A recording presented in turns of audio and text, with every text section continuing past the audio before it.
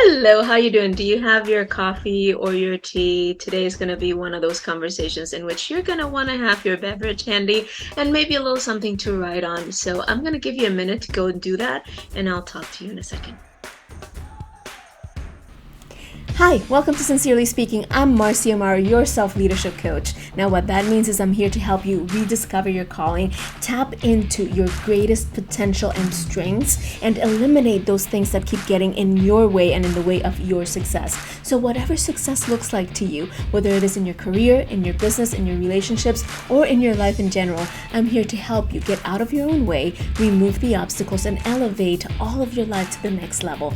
If you're ready to see everything that you're capable of and see what your life can look like, I invite you to head on over to marciamara.com and set up a 30-minute clarity and confidence call where we will talk about your mission, your vision, your goals, the things that you're here on this planet to create, what might be getting in the way up until now, and some actionable, amazing ways to get out of your own way to eliminate all those obstacles and reach the level of success that you've been dreaming of. Are you ready? Are you ready for the next level? Then stick around to this conversation of Sincerely Speaking and then head on over to marciamara.com and schedule your 30-minute call.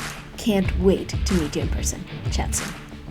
So, I hope you got your beverage. I still have my coffee handy and something to write on. Today, we're going to dive into something that a lot of people don't want to talk about, that very few people out there are even mentioning, at least in the right way, but that I think is going to make the biggest difference in where we get to as 2023 comes to an end and we start 2024.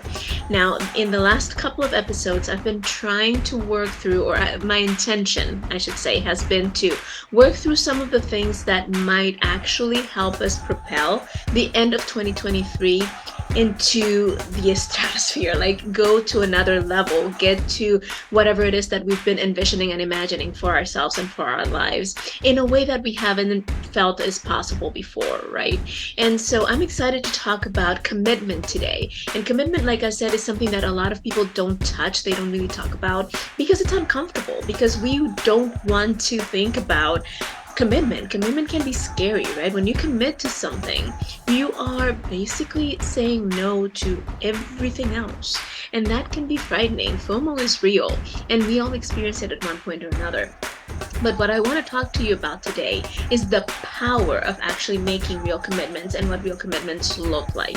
And commitments can come in all shapes and sizes, right? It can be as simple as committing to a task, it can be committing to a person, to a relationship, it can be committing to an outcome. But regardless of how you look at commitment, without true commitment, we will more often than not fall short of our destination of where we want to go. So today on Sincerely Speaking, we're going to dive deep into what commitment is, how do we recognize when we're actually committing to something versus kind of saying that we're going to do something and not really committing, and what that actually does for whatever destination it is that we want to reach to, right? So buckle up, get ready to take some notes, because today on Sincerely Speaking, we're talking about the power of commitment. Are you ready? Then let's go. When I was in my early 20s, I gained a lot of weight. When I tell you a lot of weight, it was a lot of weight. I am 5 feet tall and I got close to weighing 200 pounds. And I mean, I'm not talking about body image, I'm talking about health, I'm talking about not feeling well, I'm talking about the fact that at one point in my history, I couldn't look at myself in the mirror. So my self worth, my self esteem, everything that had to do with me moving forward and doing life the way I knew I was meant to do it was affected by this weight gain that I had experienced, right? And I had tried many, many things along the years. Yo-yo dieting, going up and down in weight and losing and gaining it back. And all this was part of my experience for most of my 20s. Then one day, I realized through a story that I'll tell you probably at some other time, but I realized that I could not ask anybody else to love and value me if I didn't love and value myself. And part of that for me was losing the weight that I had gained. Yeah. So I made a commitment to lose the weight. And within 6 months, I had dropped almost 70 pounds. Almost 70 pounds. That's a huge amount of weight to lose in 6 months. But what made the difference, and I had lost weight before, I had tried diets before, I had done a million different things before, but what made the biggest difference that time when I actually lost the weight was that I made a commitment to take off the weight and to keep it off. And many years later, to this day, I have not gained all of it back. Have I gained a little bit? Yeah, maybe, but I lose it right back. I went through 2 pregnancies and I didn't gain any weight during my pregnancies at all. I actually lost weight during my pregnancies, but we can talk about that later as well. But the point I'm trying to make is that until I made the commitment that this time it was going to be different, that this time there was no other choice, that this time I was going to continue until I got to my destination, nothing really moved in a permanent direction, right? Same thing with starting my business. When I said I wanted to start a business, I was in my 20s also. And I tried this thing and that thing, network marketing, and I tried 1.5 million different things. And I would try them for a little bit, and no, this isn't for me. And then I would try something else, and no, right? So I would try things, I would dabble in things, but it wasn't until I made a commitment that I was going to build my business and build it the right way that I started making headway in the right direction, right? Not that I'm where I want to be yet. I'm working towards it, right? But I have made progress in building and scaling my business because I am committed to making my business not just profitable, not just successful in the traditional sense of things, but I want to make my business impactful, powerfully impactful. I want my business to be a catalyst for positive change in the world. I want my business to be the catalyst for eliminating disconnect in the world and miscommunication in the world. And so I'm starting movements and programs and trends that will lead to that because that is my commitment. Before I'm gone from this planet, I will have made some sort of progress in eliminating discord and disconnect from the planet. That's my goal. That's my commitment, right? So, what is it exactly that makes the difference? Why is commitment such an important and such a powerful thing for us to engage in and for us to do whatever our destination gets to be? And before we go there, let me pause and add a little parentheses, right? We cannot commit to 20,000 things. Let me say that again. We cannot commit to 20,000 things, right? It's similar with setting priorities. If we have 20 priorities, we don't have any priorities. If you have more than 3 priorities, you have too many. You can't prioritize 20,000 things. Same thing with commitment. Commitment and priorities go hand in hand, and we will see that in a minute. But when you are committing to something, right, you have to decide what is the most important commitment that you're going to start with. That is not to say that you can't add other commitments later on and work on different commitments at different times. Yes, of course you can, but we are going to focus on working on one, maximum 2 commitments at a time. That is it. Because if we have more than 2 or 3 commitments, even 3 is too many. If we have more than 2 commitments, then we are not going to be able to put the energy, the focus, and the attention into that commitment that it requires in order to move forward, right? So before we move on and before we start talking about what commitment is not, what commitment is, and how we can create that commitment, it's important to understand that we cannot be fully committed to more than 2 things. Not going to happen, right? Now, that is not to say that you don't have priorities that you're working towards that are not necessarily directly related to that commitment, but to tell the truth, if your priorities and your commitment don't work in conjunction with each other, don't have some sort of coherence, are not congruent with each other, then you're not going to reach that commitment and you're probably going to suffer in your priorities as well. But we'll talk more about that in a minute. All right. So first, before we dive into commitment and how to elevate it and the power of commitment, let's talk about what commitment is not, because I think we get confused sometimes with what commitment really is. And we think that we're committed to things because we have these other things in place, but we're not really committed yet. All right. So a commitment is not a goal. Setting a goal, as smart as it might be, as amazing and as big as it might be, as strong of a pull as that goal might have, as determined as you might be to reach that commitment, commitment and goal are not the same thing. If you don't believe me, think about what percentage of the goals you set for yourself you actually achieve. And that goes for me too, right? What percentage of the goals we set do we actually achieve? And we are told that we don't achieve them because we are not setting smart enough goals, because they're not specific enough, because we're not measuring the right thing, because we're not time bound enough, whatever. We are given 20 million excuses and reasons as to why we don't reach those goals. The truth of the matter is that we don't reach those goals because we weren't committed to them. They were nice to haves. They were things we thought we wanted, right? They were things that would be pretty or convenient to have, but they were not true commitments. And start thinking about that before we dive into what commitment actually is, right? So commitment is not a goal. A commitment is also not a wish. Commitment is also not a wish. And that I think is pretty self-explanatory. If you're just wishing for something, if you're just desiring something, if you're just wanting something, that is not even actionable, right? When you wish for or desire or want something, that's not even actionable. It's not even something that you can grab onto and go do. Oh, I wish I was 5'7". Never gonna happen because I'm 5 feet tall, right? I wish I had green eyes. I could put contact lenses in. Doesn't mean I have green eyes, right? So wishes are these things that we're like, oh, it would be so nice, or we daydream about, or we think about, oh, life would be so much easier if we had, or it would be so nice if, right?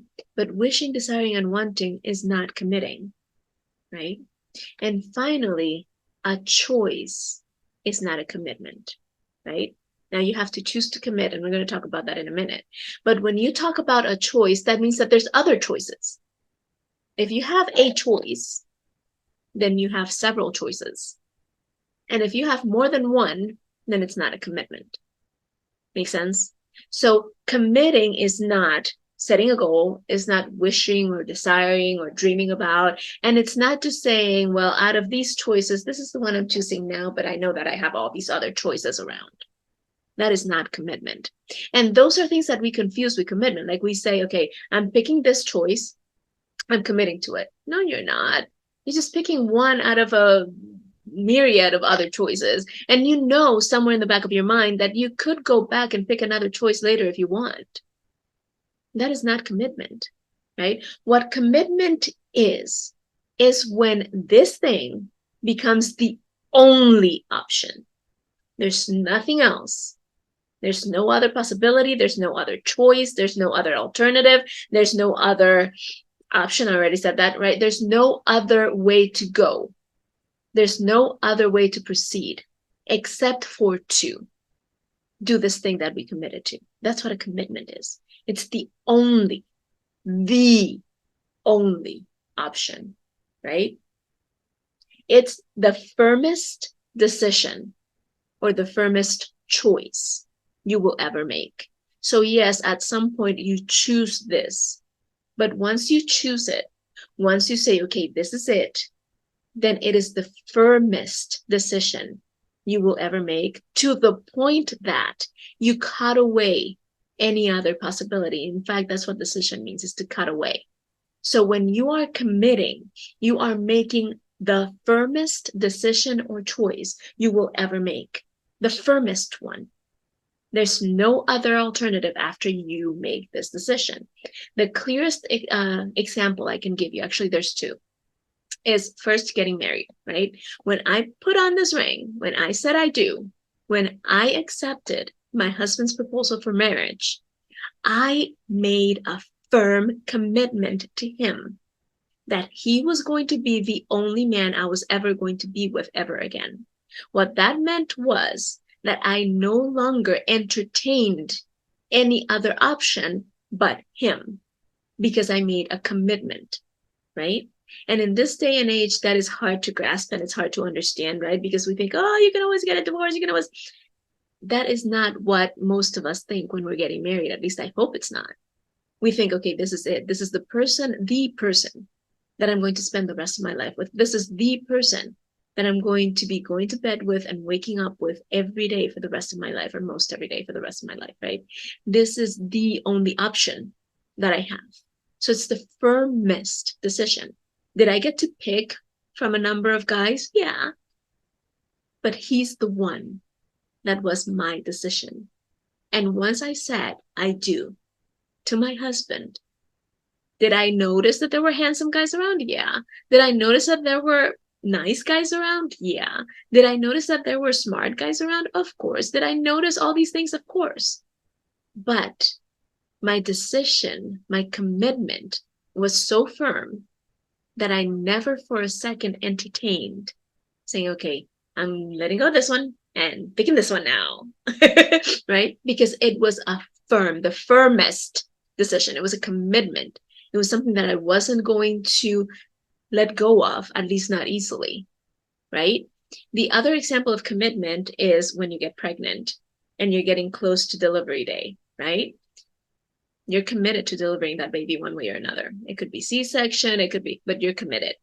Once that baby says, I'm coming out, there's no other option. There's no other decision to be made. It's coming out one way or another, right? So those are two examples, right? To kind of get your mind wrapped around the idea of what a commitment is. When there's a commitment, there is no other choice. It's the firmest decision. It's the firmest option. There's nothing else, right? And the other thing that a commitment is a certainty. It's a certainty. And I know we live in a world where we want to think that there's no certainty around anything. But when you make a commitment, you are certain to get to that destination, whatever that might be. You are going to accomplish this thing.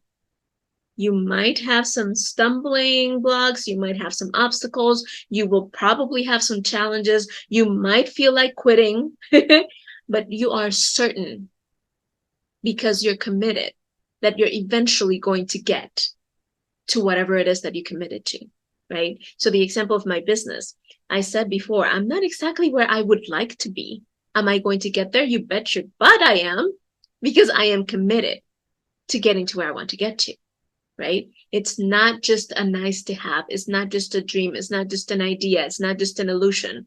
I am certain that I'm going to get there because I am committed to doing whatever I need to do in order to get there, to finding the resources, to doing the actions, to finding the connections, to doing the collaborations, to getting the million no's before the yeses, to doing whatever I need to do in order to get there, right? So when we're talking about commitment, we're talking about this idea of there's no other choice, there's no other option, right? You've probably heard the example of burning the boats, and we are going to talk more about burning the boats in a minute, but it's burning the boats. It's knowing that there's no other choice, there's no other alternative, right?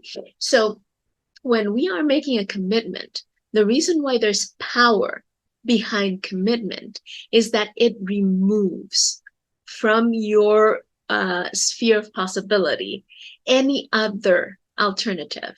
It removes excuses. It removes standing still. It removes not doing. It removes inaction. It removes settling for anything other than what you committed to. Yes. So when you commit to something, you know that there is this future that is going to take place because you're not going to stop until you get there. Because there's nothing that can get in your way, right? If you're a parent, just think about wanting to get to your child when something is going on. I remember a while back, this is probably 15 years ago, my daughter was at school and there was this terrible thing going on in the community, and there were riots and there were all these things happening. It was bad. It was really, really bad. And nothing was going to stop me until I got to my kid, let me tell you. Not a single thing was going to stop me until I got to my kid. I was ready to beat people up. I was ready to be shot at. I was ready to whatever. Nothing was going to stop me until I got to my kid. right? So that is what commitment looks like. It's nothing is gonna stop you. Things will get in the way, but they're not gonna stop you, right? And that's the power behind it. It's the understanding that once I am fully committed, then I am going to get there one way or another, right? So how?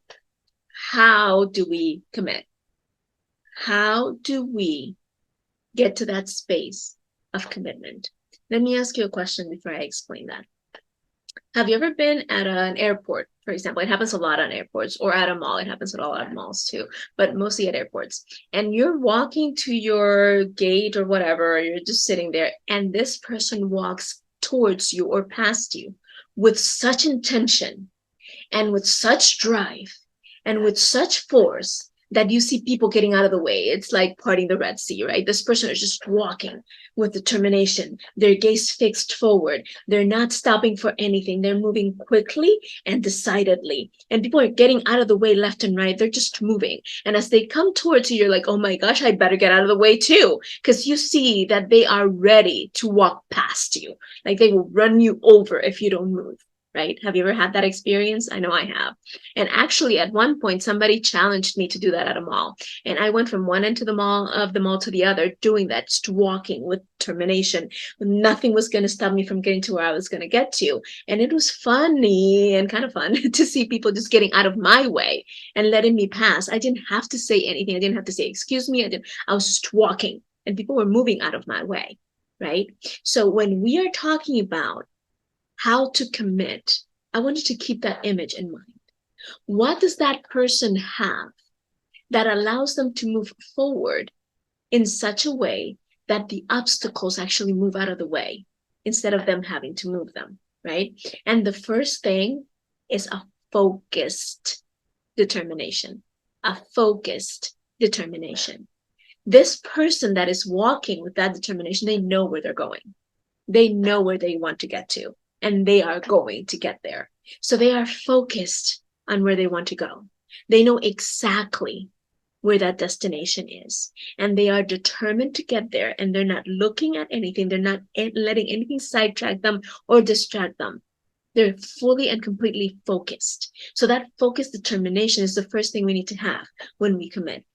So what is it that you want to get to? What is that destination that you are committing to getting to, that you are determined to reach, that you're not going to let anything get in the way of you reaching and you getting there, right? When you can decidedly state, okay, this is where I'm going to get to, then you have the ability to focus and to home in on whatever it is that you're deciding and that you're committing to reaching.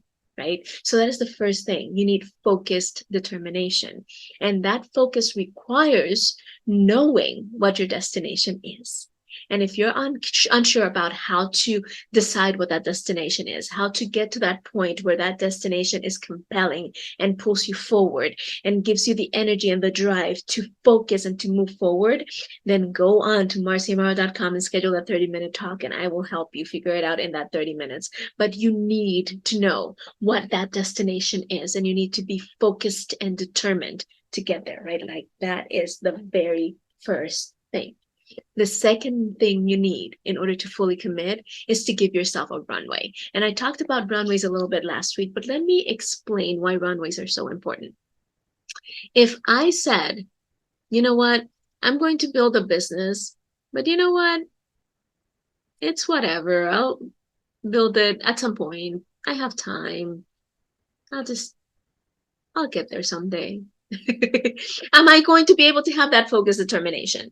Am I going to be able to really condense time and get that goal or that destination reached within the scope of where it's really going to serve me and others? No, it's probably not even going to happen, because if I just leave it to whenever, then whenever is going to come and go. Whenever, someday, they're not really on the calendar. They don't really happen. But if you give yourself a runway, if you give yourself a space within which that gets to happen, then that is going to change your focus and it is going to change your determination. Now, the key to having an effective runway is to make it as short as possible. I'll say that again. The key to having an effective runway is to make it as short as possible. Now, think about this. And I'm saying as short as possible, and I'm going to explain in a minute. But if you have a runway that is really, really long, that is going to give you all the time in the world to dilly-dally. If you are, think about a plane taking off, right? If that plane had 50 miles, I don't even know how long a real runway is, but let's say, I don't know, had an infinite distance, right? The pilot could just, let's just mosey on down at 10 miles an hour. We'll get there eventually. But there's urgency in that pilot reaching the speed that they need in order to take off because they know that the runway is only long enough to get them to that speed and maybe a little bit more. So they know that if they don't do what they need to do, if they don't accelerate their speed, if they don't focus on that acceleration, they're going to run out of runway and there's going to be a big crash, right? So how do you know?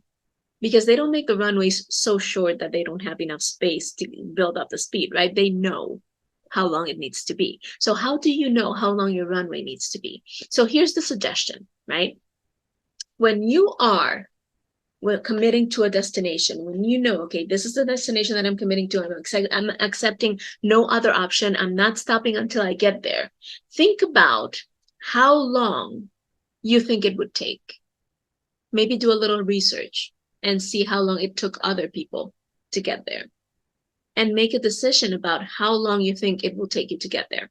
So let's say that you're trying to lose some weight. Let's use that as an example. And let's say that you're wanting to lose 20 pounds. And you start doing your research and they tell you that the healthy rate of losing weight is about a pound a week, right? If you're really determined to lose the weight. So about a pound a week, you need 20 weeks. 20 weeks is how many months? 5 months, right? So you set yourself a runway of 5 months to lose the 20 pounds, right? But then you ask yourself, okay, what would happen if I was really, really focused and really determined and I could turn those 5 months into 2.5 months? How can I do that? What can I do to help me get to that same destination in half the time? Would you find some options? Would you find some ideas? I'm betting you would. I'm betting you would. So what would happen if you took that initial runway that you gave yourself and you cut it in half?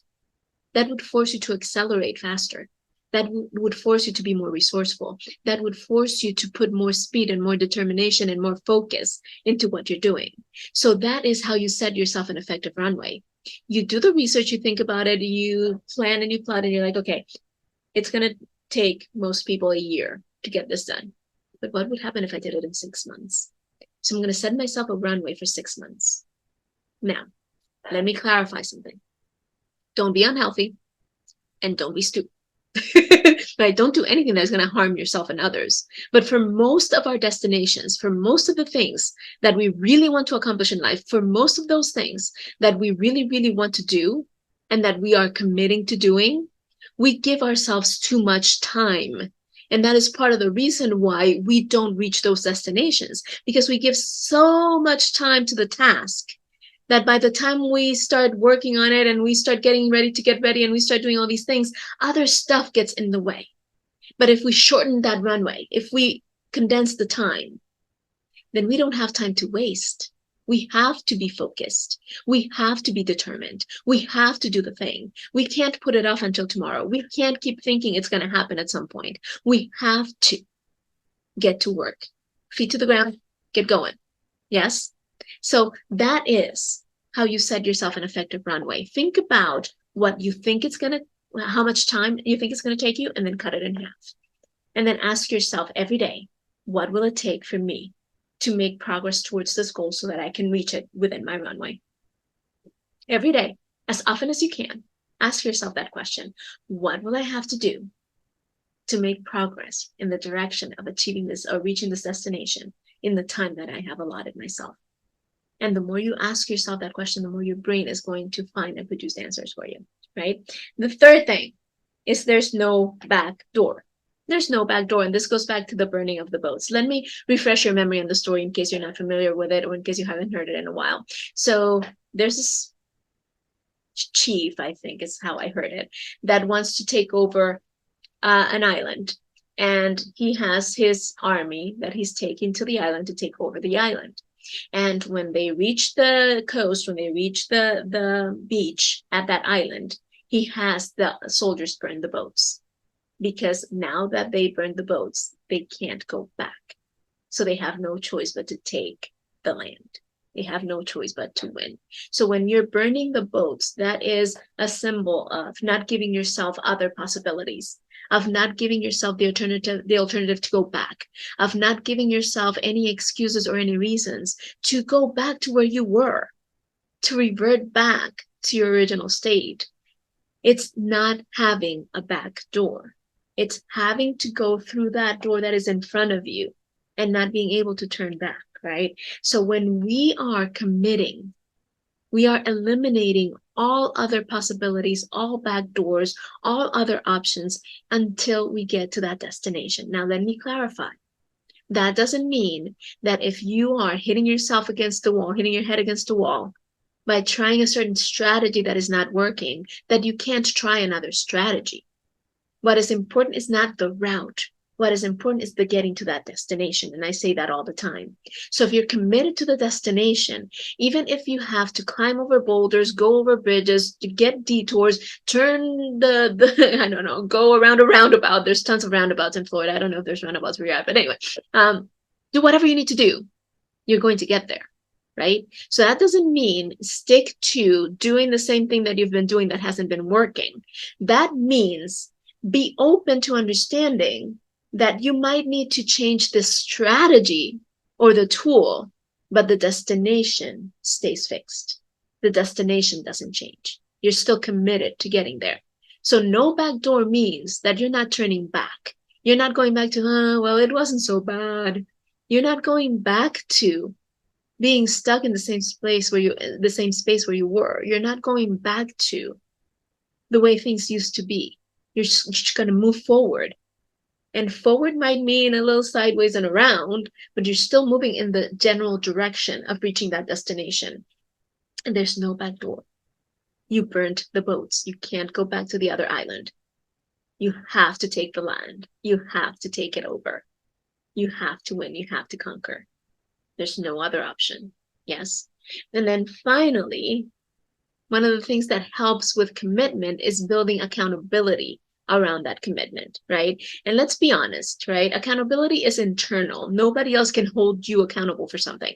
You hold yourself accountable. But there are things and elements that help us elevate the accountability that we have in the commitment that we're making.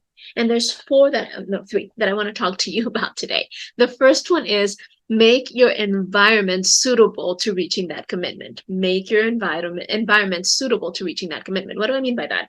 In the example of losing weight, if I have cookies and ice cream and sweets and fried foods and bacon and all these things in the house, and I'm saying I'm committed to losing weight, how successful do you think I'm going to be? I'm not building my environment to elevate my possibility of being accountable to this commitment. Does that make sense? Because I might still want to lose the weight, but I am not setting myself up for success. I'm setting myself up for failure, right? So when I do give in, what's going to happen is my level of accountability is going to suffer, and therefore my trust in myself is going to suffer. And therefore I'm either going to give up or take considerably longer to get to where I want to get to. So if I set my environment up for success, whatever my destination might be, then I'm able to hold myself accountable to a higher standard at a higher level, because now my environment is supporting my destination and my commitment. Does that make sense? So check your environment, whatever your destination gets to be, and start removing the things that might not allow you to live up to the accountability that you're holding yourself to. Does that make sense? The second thing is resources. Look at your resources and see what resources you have in place that might help you move forward faster, and what resources do you lack that you might need to start building in order to get to that place, right? When you have the resources at your disposal and you know they're there, then that changes your perception of how you're going to get there. Have you ever been in a position where you're like, okay, I would love to do this, but I don't have the money right now? Or I would love to do this, but I really don't have the time. Or I would love to do this, but I don't have, you fill in the blank with whatever resource that might be, right? When you are in that position where you're like, I would love to do this, but I don't have this, then that takes away your power to become fully committed and to hold yourself accountable to get there. But when you look around and you're like, you know what? I'm going to do this. And these are the resources I have available that are already in place to help me. These are the resources I still could use or need. And this is how I'm going to go about getting those resources. Then suddenly you can relax into moving forward and into working towards that commitment, because there's no external thing that you lack that is going to become an excuse for you to not move forward, right? So check your resources, and you have more resources than you think, right? So check your attention, check your treasures, your money, your material things, check your talents, your skills, and your abilities, and check the people around you that can support you, that can help you in moving forward. And make a list of the things that are already there in place to help you move forward, the things that would be nice to have moving forward, and see how you can start elevating those resources. And that is going to help you hold yourself accountable. And then finally, there's a wonderful book by Dr. Benjamin Hardy and Dan Sullivan called It's Who Not How. Who Not How. So we focus so much on how are we going to do, how are we going to get, how are we going to elevate, how are we going to reach this destination, how are we going to fill this commitment, right? The reality of it is that how is usually the wrong question. Who is a better question. So look around and see who is in your sphere that has already reached the destination that you want. Who is in your sphere that can help you take some things out of your plate or off your plate so that you have more time and more energy and more focus to move forward. Who is in your circle or your sphere of influence, or your sphere, your inner circle, right? That can give you some tools or some support to move forward. Who might be in your sphere that has some of those resources that you're missing, and might be able to help you and support you with some of those resources. So ask yourself who. Somebody's out there who knows what to do. Somebody's out there who has the resources you want. Somebody's out there that has already achieved what you want, what you're working towards, what you're committing to. So check for others. And once you have the who's in place, that elevates your accountability, because not only are you going to then be accountable to yourself, right? But you're going to feel a sense of accountability towards those people, because now they're watching you. Now they're like, okay, I lent you this resource. What are you doing with it? And they might not be thinking about it, but you're going to be thinking that they're thinking that, right? And you want to elevate your accountability even more? Tell people what you're committing to. Tell people what you're committing to. And that way, every time you see the people that you've told what you're committing to, you're going to have a little sense of, ooh, am I getting closer? What am I going to tell them? If they ask, what am I going to say? How am I going to prove that I'm getting there? And that level of, they know, is going to help elevate your accountability, right? So let's recap a little bit.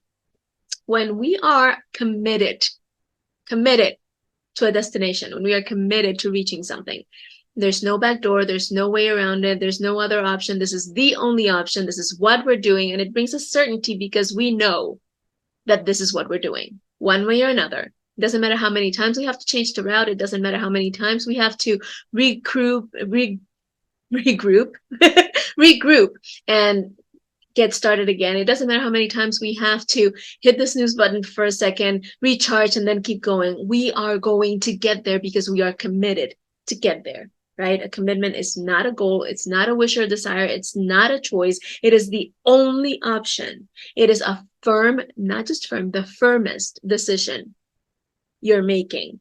And it is certain that you're going to get there because you're not allowing for any other possibility. This is it. This is what you're doing. And to elevate your commitment, you need to know what your destination is. You need to know where you're going. You need to be focused in a determined way. This is where I'm going, and I'm determined to get there, right? You need to give yourself a runway and make it as small as possible, right? You need to burn the boats. There's no other option. And you need to put elements of accountability in place so that you can hold yourself accountable to doing what you need to do. Now, there's a reality to all of this. There's going to be pressure in the process, and we get to embrace that pressure. Without pressure, and this is, I know it's corny and I know it's cliche, but diamonds cannot be formed without pressure. And the same thing is true of your best and highest self.